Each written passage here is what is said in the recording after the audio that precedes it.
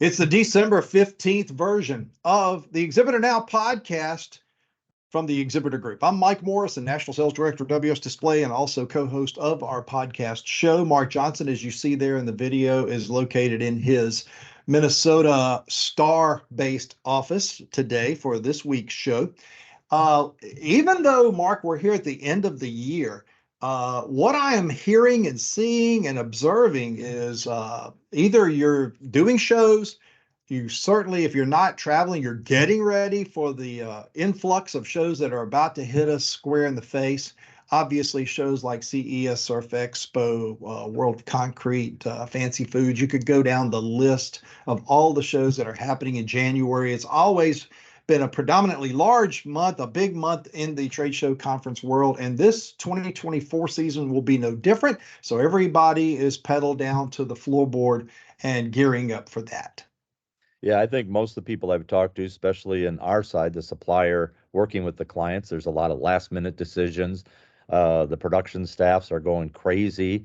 We want to try to get everything done, especially the way the holidays fall this year, to try to give your team some breaks and resting between the Christmas and New Year's. But knowing that the planes will be full as you're heading out to shows early January. And yeah, my dance card is already full for January, February with everything that we've got going in activations. So it's going to be fun. But yeah, we're hoping to take a little downtime between the two and holidays and spend a little time with family. And I got to really do a shout out. Sorry to do it, but actually the 14th is the captain of my world, Leo's 5th birthday, my grandson's 5th birthday. So we're getting ready to celebrate that this weekend.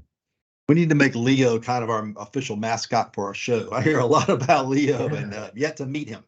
So, I will do that too. So here's a 5-year-old's perspective. This morning is his birthday. He's, wow, look how much I've grown. My feet are way down there. What a perspective of that. Isn't that cool? At least he can see his feet, because when you get to my age, because I turned 61 earlier this week, my feet are still down there. I can still barely feel them, but seeing them, well, that's another story. But I digress.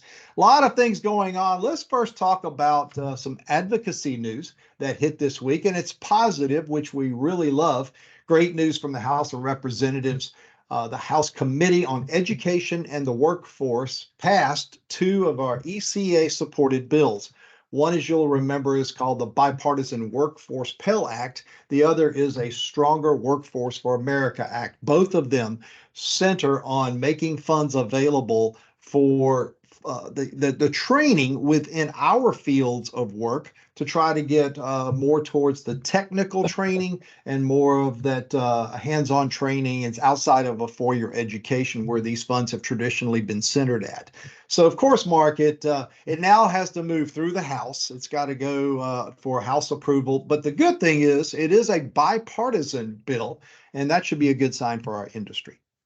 Yeah, I think it really is. I think all of us who've been working on this for years, but particularly that we were there earlier this year and did the walk through all the different delegates and talking to it, it shows that our work does pay off, and we got to keep the effort going forward. And I'm really impressed, and I guess I said excited about this opportunity. And other industries will benefit from it too, but definitely ours will benefit from this move. So it's a good deal. I'm excited. Should hopefully breeze right through the House of Representatives, get to the Senate, of course, the president sign off, and then we can get that implemented. Most likely will be after the first of the year because of the holiday breaks. Next week on the 21st, as you may remember, is our next Association Focus podcast, where we'll have Tommy Goodwin on, and we'll talk more in depth about that. And then several other subjects that have actually this morning been brought to our attention that we need to give some credence to. So don't forget that show coming up next Thursday from the Exhibitor Group. Chalk one up for virtual. It seems the gaming world is saying goodbye to the Electronic Entertainment Expo. This one's known as E3. It's once considered a video game Christmas, quote unquote, by fans and gamers alike.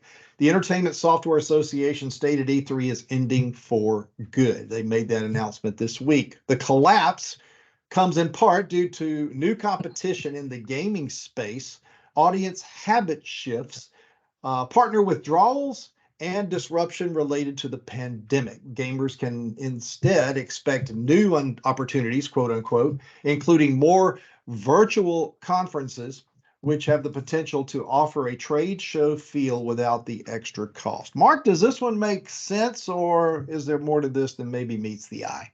I think there must be more here because it doesn't make sense to me. I mean, the gaming industry is still going well. A lot of the people that, a lot of our employees I talk to, they go home and they jump on the gaming all the time. So they're doing it.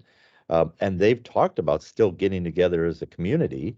This is a little Comic Con type mentality. They want to still get together and show up and introduce themselves and, oh, you're Michael Mike, or whatever your username would be. And they get to meet people from those I've talked to.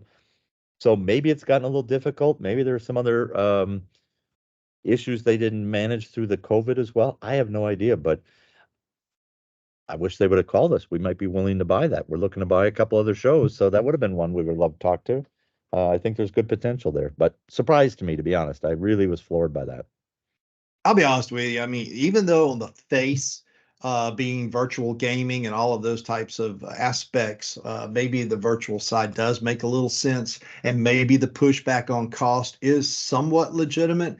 But it seems to me there's a little bit more in depth of maybe management of this, or something deeper. I've been watching, there's been some people in our industry who've actually gone on social media. I won't mention their names, it's not, necessary, but they're higher ups within our industry that called them out and said, this is more than just cost that are involved. And there's always three sides to every story. There's ours, and then of course the truth somewhere lies in the middle. So interesting to see it happen. It's another one that goes down, but we'll see what happens and see what happens to that industry. But I think you're right. I mean, gaming is not going anywhere soon.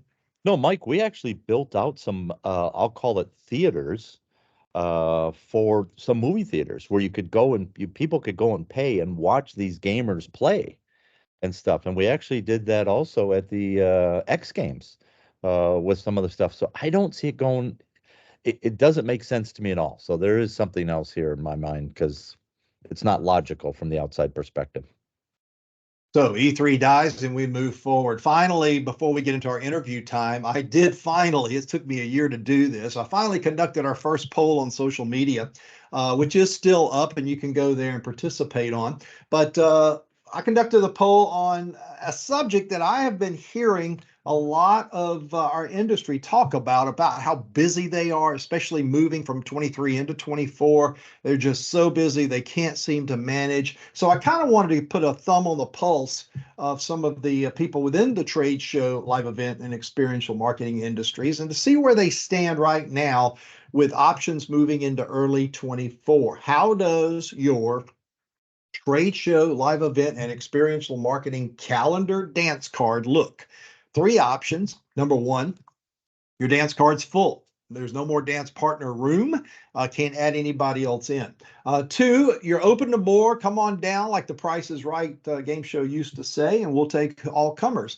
Or three, we're willing to take some selective partners, ones that make sense maybe for our bottom line and for the scale of business that we do.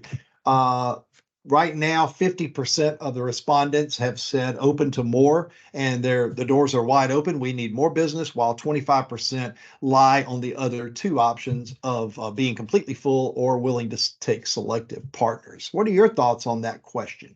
Yeah, I think when you did that, my first thought is on you're open to more is not that we need more customers, but they're open to more customers. And I think a lot of this, in my perspective, has to do with their insight and their mindset of where they're going. There are, I'd say half of the industry, it sounds like it's a pretty good breakout from what I've talked to, that really are in that growth mentality. And we've had a great year. A lot of companies have had fabulous years. We've recovered and you've expanded past your means in some ways and how much space you had, how much capacity you had. And are you willing to go forward and really reinvest in that and redevelop or expand? And it looks like half of our audience is willing to do that and they're ready to go forward with it. I do think we still have an awful lot of aging founders who are older than I am that they're kind of looking at the band's winding down. They got a couple of songs left, and I don't know if I want to pay. And let's not give them another hour. Let's just move quietly with it. So I could see them going, no, I really don't want to expand warehouse capacity, hire people, make those investments. So I could see them doing that. And then I see the other 25%. You talked about that. You know what? I'm at a good level. I'll take some, but I want to be selective about it. So it seems accurate from who I've talked to, but I would say it has more to do with mindset of where the leadership team or the ownership is with it. The industry, as we keep hearing, is talking about a little bit of a slow start to 24. But as we heard last week or 2 weeks ago at EDPA, the back half of 24 all the way through 30 is supposed to be a good growth opportunity for our industry. So I think it does more about mindset than what the economy is saying. Yeah, you're exactly right. I think the echelon of business that you're asking, whether you're extremely large business, extremely small business, maybe you're a starter at that level, or somewhere in between, it's very relative of where you fall on that slide rule of size as to what you're willing to take and what you're not willing to take. There's a lot more to it. It's not a one question fits all, but you got to start somewhere and feel the pulse. So that will be up for a few more days. So if you see it on social media at all of those areas, just to give us your feedback, and maybe we can give a closing summary of that on next week's show. So let's take a quick break, and when we come back, last week we talked with Sandra Braun, the EDPA's Ambassador of the Year Award recipient, and this week we have an opportunity to speak with Rob Cohen. Rob was the recipient of the Hazel Hayes Award at EDPA. So what we're going to do is take a quick break and listen to some information about Exhibitor Group, and then listen to this interview with Rob Cohen that I did earlier this week on the Exhibitor Now podcast. It comes up next after this. Need a presenter? Your Event Audio has you covered. Closed-circuit audio equipment with turnkey operation at your trade show booth, live event, or private event. YourEventAudio.com is the place to go. DJ services, MC talent, and a whole lot more. Check out YourEventAudio.com today. Save your seat now for Exhibitor Live 2024. The conference and exhibition for trade show and corporate event marketing is coming to Nashville, Tennessee, February the 25th to 28th. Exhibitor Live features 100 educational sessions and workshops covering everything you need to know to run a successful face-to-face marketing program. Plus, you'll enjoy 2 days to shop North America's largest exhibition of trade show and event products and services. Attention! Register now and save $400 with our early bird rate. Learn more at exhibitorlive.com. Welcome back to the Exhibitor Now podcast, brought to you by the Exhibitor Group. And as we talked about last week, we had recognitions that were done at EDPA Access in Bonita Springs, Florida, just a couple of weeks ago. And last week's show, we had Sandra Braun, who talked with us a lot about the Ambassador of the Year Award and all of the great things that come with that. Of course, she's a busy lady these days with Nth Degree and what's going on there. So this week, we have an opportunity to talk to a friend of mine who I've known, and I shared this on last week's show. I'll share it again now very briefly. My first EDPA Access, or it wasn't Access then, it was just the EDPA end of year meeting for me was in 2001 rather, in Miami Beach, Florida at Lowe's Resort. I got on a bus on the first morning of the event to go play golf over at Doral, and I met 3 guys on that bus who befriended me immediately. Those 3 guys were Dave Wallens, Bill Glasser, and the gentleman who's our guest at this time is Rob Cohen. And Rob will not remember that bus trip. I'm sure he's had many trips since that time to play golf and to do other EDPA things. But this year's EDPA, I'm very sure, was special to him, as he was the recipient of the EDPA Hazel Hayes Award. Now, if you're not familiar with the Hazel Hayes Award, very briefly, it recognizes an individual of outstanding contribution to the experiential and exhibit industry overall. The award is the highest honor bestowed by EDPA. And very quickly, it was established in 1976 to honor Hazel Hayes, who was an industry pioneer who rendered outstanding service to EDPA and promoted the exhibit industry as a whole. And Hayes was known as the first lady of the exhibit industry and was the first woman to serve on the EDPA board of directors. So it was a great honor to see Rob and for Rob to receive this award. He joins me now here on the Exhibitor Now podcast. You look good, sir. Hope things are going well, and you're having a great holiday season so far. I am, Mike. Thanks a lot, and thanks for having me on today. And I hope your holiday season's going well. It is right after EDPA access, as some people heard. I came home and unfortunately had a medicinal reaction to a diabetic drug, which floored me from going to the winter award ceremonies for ESCA, which I plan to make up somehow or some way very soon, but missed the outgoing services and the retirement of Larry Arnaday, and saying hello and goodbyes to some great people in that organization. But let's go back to EDPA Access for a second. Your work, and that was very much part of this award, was centered a lot on the EDPA Foundation. Now, you're coming off of that board here at the end of the year, but you've done a lot for that foundation, which does so many things for the Randy Smith Memorial, for helping of people with various aspects within this industry. Talk a little bit about how all that started. It wasn't that long ago that we had that push for funds on the floor, rather not show floor, but the EDPA access floor, where we had the grantors sign up and start going around and pledging money. And now it is, I don't know if it's a perpetual or not, but it's pretty much standing on its own legs, right? It is, Mike. And, first of all, honestly, I was truly surprised, humbled, and honored to be recognized by the EDPA with this award, as well as by my peers. With respect to the EDPA and the EDPA Foundation, they're two organizations that are near and dear to my heart. The EDPA doing things on behalf of our industry, where the EDPA Foundation focuses more on supporting the needs of individuals, whether, as you mentioned, that's through the Randy Smith or through scholarships, or for other purposes. For me, the heart of that has been the grantor program, which I was given the honor of chairing, at times the uncomfortable honor of chairing, when going out to your customers to ask them for donations. But the spirit of our industry, I think, is to give back, and it's something that I've truly believed in for a long time. And we do that to make things stronger for the future. The thought process behind the raising of the $1 million endowment was to make sure that the opportunity to give could live on by earning interest from that investment. And I'm proud to say that at this time, the grantor program raises over $100,000 a year for the EDPA Foundation, which helps to go to support the almost $175,000 a year it's been giving out. That's amazing.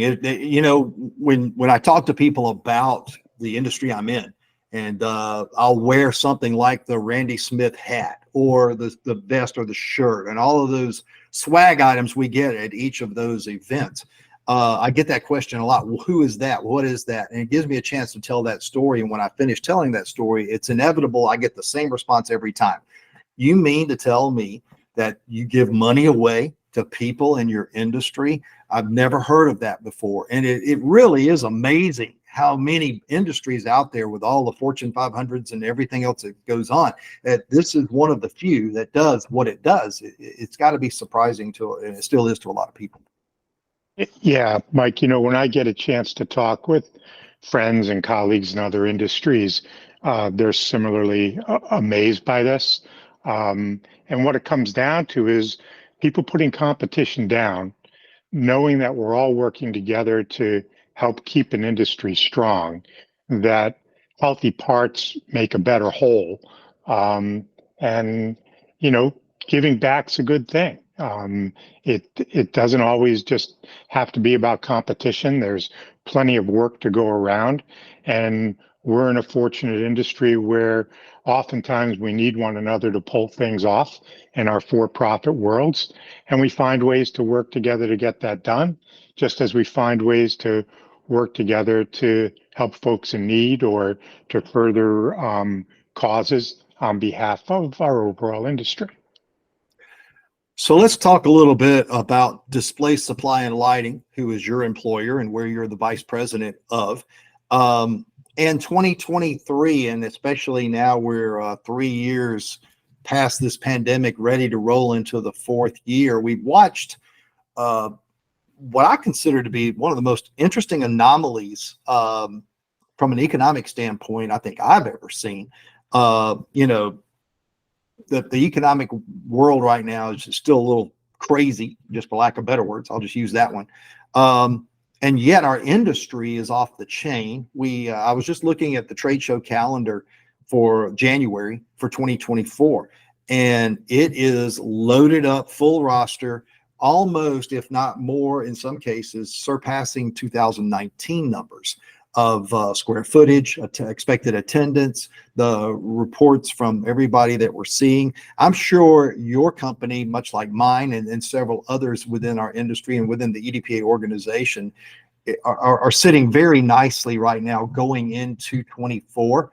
Even though we may not see the explosions of percentage growth that we saw 23 coming out of 22, but still we should see some positive progress. Is that kind of what you're seeing for what you're able to talk about from your company standpoint going into 24? Yeah, Mike, I mean, 2023 was a really solid year. And we're very grateful for that and appreciate all the business from our customers during the year. What's surprising me the most is how busy we are right now in looking at new and additional projects, some for this year, some for early 24. The range of projects also is staggering, from the corporate lobby environment to the show floor, to museum work, to work on college campuses, ranging from a basketball program's locker room where they're adding creative lighting because, with the all the open portals for transfer of college athletes, they're trying to find more and more ways to entice people to want to come to their universities to play. And part of that is just simply the appearance of the locker room, and having some specialty lighting in there has made a difference at a few schools that we've been graced with the opportunity to work with. The trade show business, as strong as can be. I think that the outlook from what we heard at EDPA is that no one's expecting massive growth in 2024. Everyone's hoping to have an opportunity to catch their breath a little and catch up from what we went through in terms of growth in 2022 and 2023. And people are feeling, pretty good about the future beyond there. We're certainly seeing a great recovery over the last 30 days in the stock market again, from a dip that it took, despite 2 wars going on around the world, despite a tense political climate in this country. The stock market likes to keep things divided and divisive, and that makes for, not a lot of politics getting done. So that can bode well for the economy. I haven't seen the news yet today. I've been tied up. I don't know if the Fed did anything today or where the market went today, but certainly all indications are that nothing's going to dramatically change positively or negatively on the interest rates. And overall, the economic news bodes well for the economy. Yeah, we try not to talk politics in this world, but you can't ignore it, right? We're in a very volatile time. Both sides are not coming together anytime soon until after November of 24, and we figure out where this is going to go. And there's so many speculations. Everybody's got an opinion. But the one thing I can be happy about is the fact that it really doesn't step into our world as far as face-to-face business goes. And the recognition that these events have to take place for everybody's business to step up to the next level. And with so many new pioneering products and services coming to the marketplace, CES is right around the corner, of course.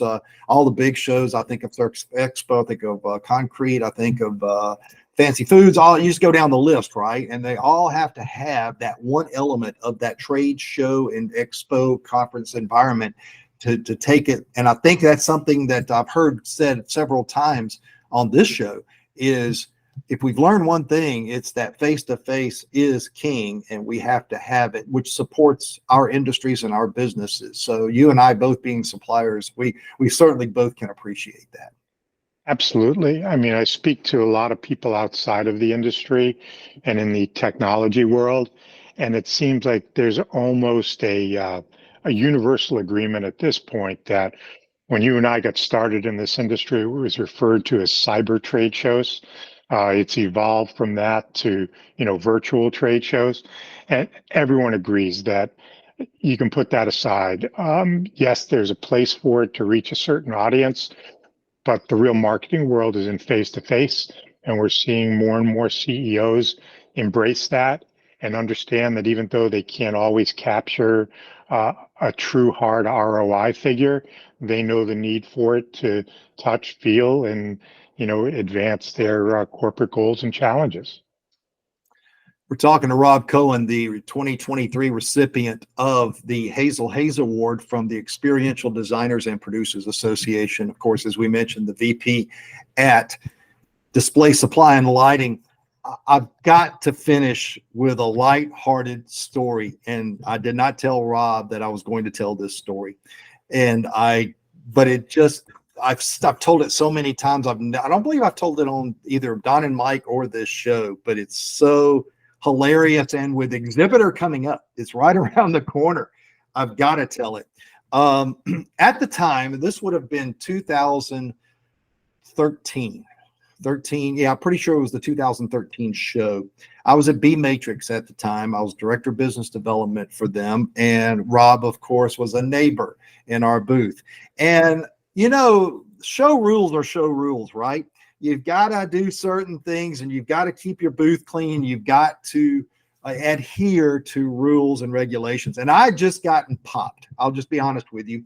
Our booth had some arm lights that were sticking over into the aisle. That's a no-no. Can't do that. Make a long story short, had to get a 16-foot ladder, run up the ladder, flip them around, point them back inside the booth, redo the wiring, blah, blah, blah. I was ticked. I'll say that at this point. I was not happy. Came down the ladder, and I can't remember I think Rob had said something, a kind of a smart alecky statement about abiding by the rules.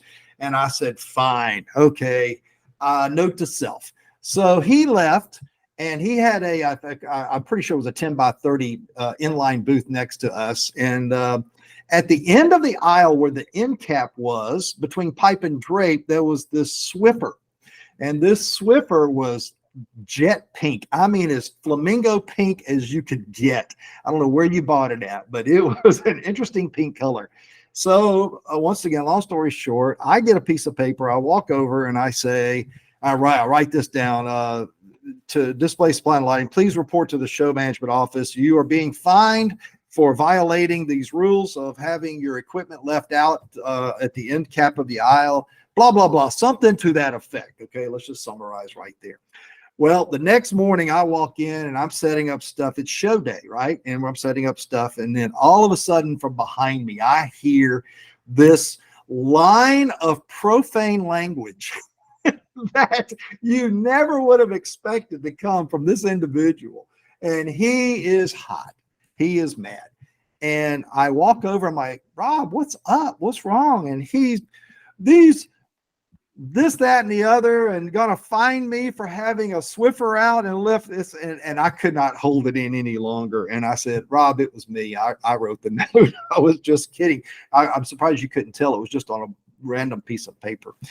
And to this day, I'm surprised that I have not received some kind of knife in the back or some kind of vengeance. But I will say this guy plays nice. and it was funny at the time, and or at least it was for me. I'm sure it wasn't for him. But thanks for being. Mike, I'll just say payback's a bitch, and we're both still working. One day, right? One day it's coming. But I had to remind you of that because that's the kind. This guy is just first class. He deserved every bit of that award. Probably deserved it earlier. The work that he's done for the EDPA Foundation as the chairman of the grantor, the recipient side, trying, like you said, collect money is not a fun game. And I'm sure you've taken your lumps and everything else. So congratulations to you, sir, for the work you've done. I think you got me by a couple of years. You started in 99. I was 01. So when you walk out the door to retire, then I'll just put that as a 2-year calendar clock that it'll be time for me to go shortly thereafter. But I hope you have a great holiday season, and thank you for taking time out to talk with us here on Exhibitor Now. Thank you, Mike, and I hope that all the listeners, embrace the importance of giving back, whether that's through the EDPA, the EDPA Foundation, their chapters, ESCA, supporting a program like Exhibit for Smiles, or working on behalf of Bemidji State or FIT. It all helps our industry be stronger, and it's greatly appreciated by everyone in it. Great discussion with Rob Cohen. We'll take a quick time out, come back and wrap things up after this. Are you searching for trade show and event products and services? Find It on Exhibitor Exchange is your complete buyer's guide to trade show exhibiting and events, featuring the trade show industry's top exhibit and display providers. Find It on Exhibitor Exchange is the industry's best shopping and commerce resource for buyers and sellers of exhibit and event products and services. Reaching 20,000 exhibit and event buyers in every print issue of Exhibitor magazine, and 140,000 exhibit and event buyers online each year. Search the listings or list your company today. Learn more at exhibitoronline.com/findit. Attention, trade show and event marketing professionals. Are you ready to take your face-to-face marketing expertise to the next level? Join more than 3,000 candidates currently enrolled in Exhibitor Group's Certified Trade Show Marketer Program. CTSM is corporate America's top source of the industry's best trade show and corporate event training. CTSM certified trade show marketers enjoy expanded career opportunities, greater respect and authority in their organizations, and earn higher salaries than their acronym-free peers. Learn more, earn more. Visit ctsm.com today.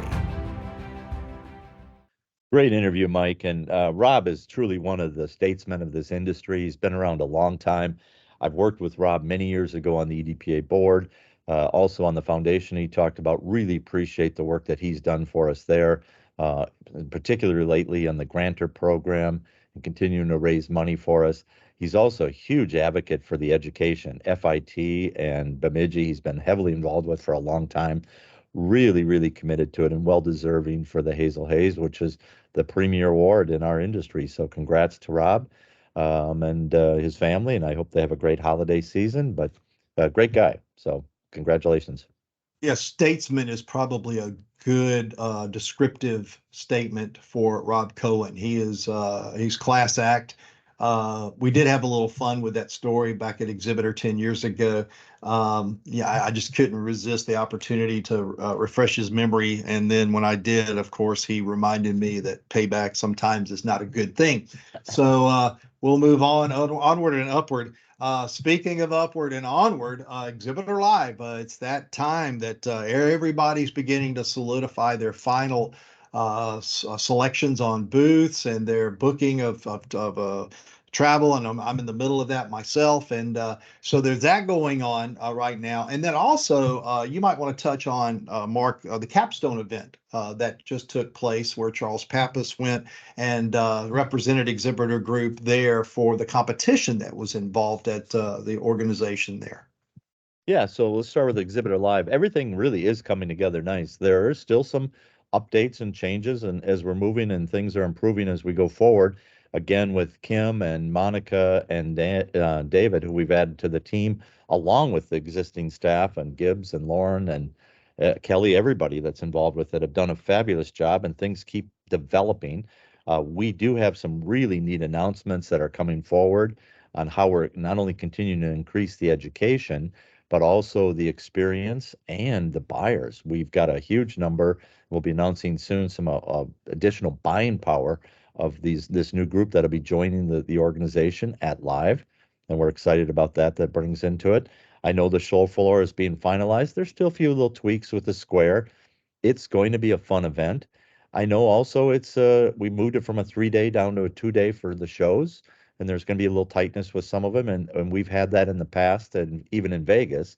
But we're working with the company that's leaving before us, or the group, to see if we can expand those hours and help everybody else make it. But we really do feel this is going to be a great event. We're getting back to the 2018 numbers across the board, and we're excited about where that's going. So, and I believe I just heard the convention center there got a complete refresh and paint.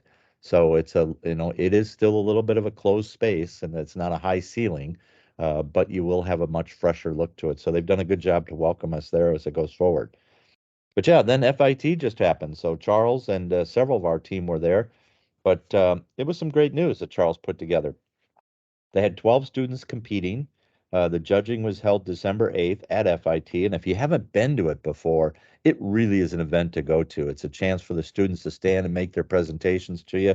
They're looking to present their capabilities, their ideas, and really looking for their career path as they go forward. There was 100+ judges there this year. They were as Charles's words were, the exhibits were astonishing in the range of celebration and the power and relevance of the Wizard of Oz. So there were some neat areas that all the way off Marvel. I mean, he just saw some really great experiences going on, and couldn't go on about it as going forward. Also, some AI recognition and talking about how AI influenced it. So it's great to see these young minds start to develop what they're bringing into our industry.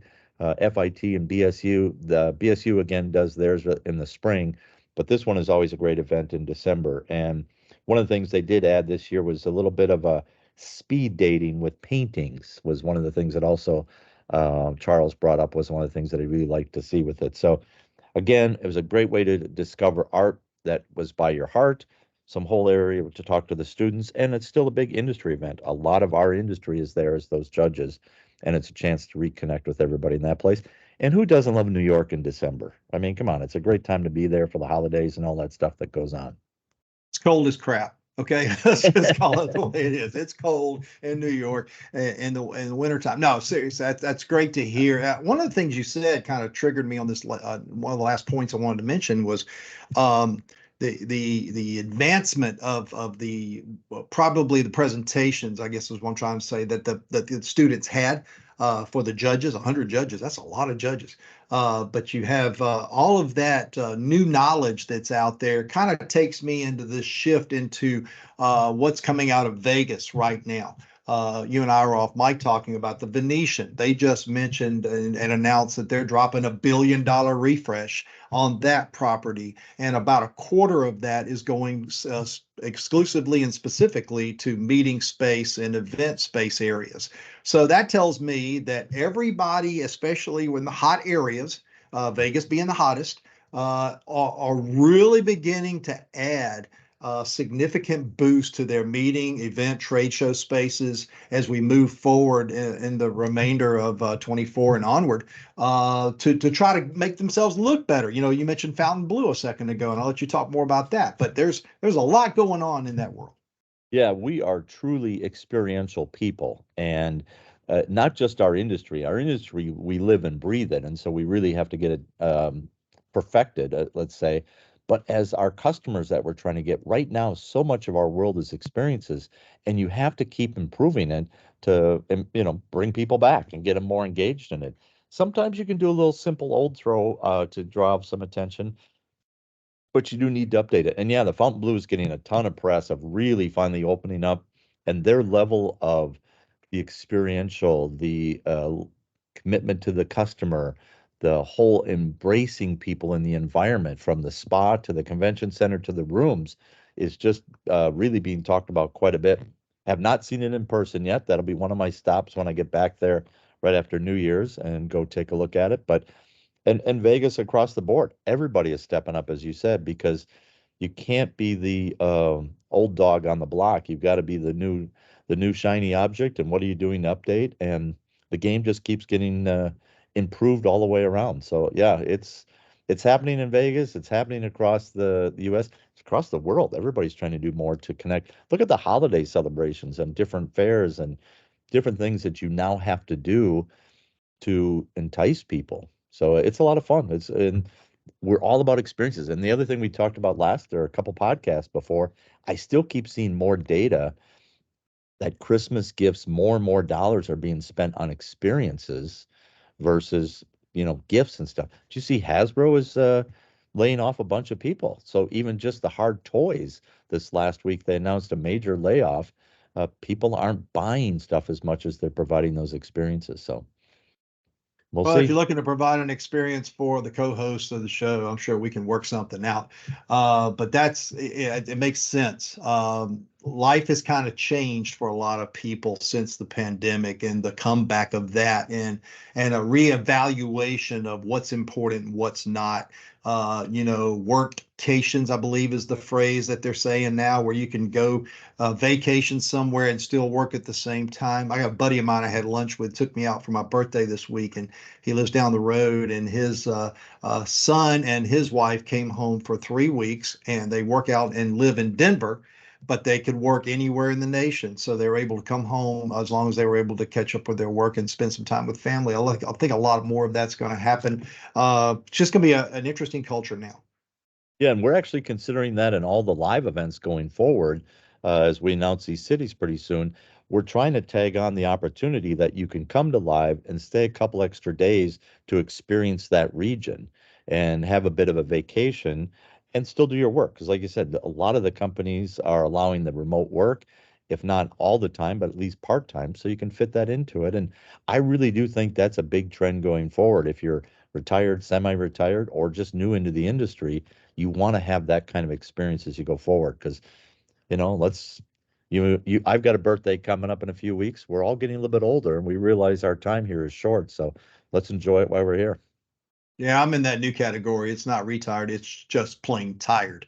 But nonetheless, next week we will have Julie Keggy from ESCA back on the show. If you'll remember, a couple of weeks ago, we were at EDPA Access. We had an audio glitch, and we want to make that up to ESCA. So I just talked with her before doing this particular show, and she said, I'm all in. So really interested to do that again and give her credence and clear, concise abilities to share what's coming up with ESCA in 2024. It's going to be very exciting, and a lot of things, as you can hear, a lot of things happening in our industry from the Exhibitor Now podcast.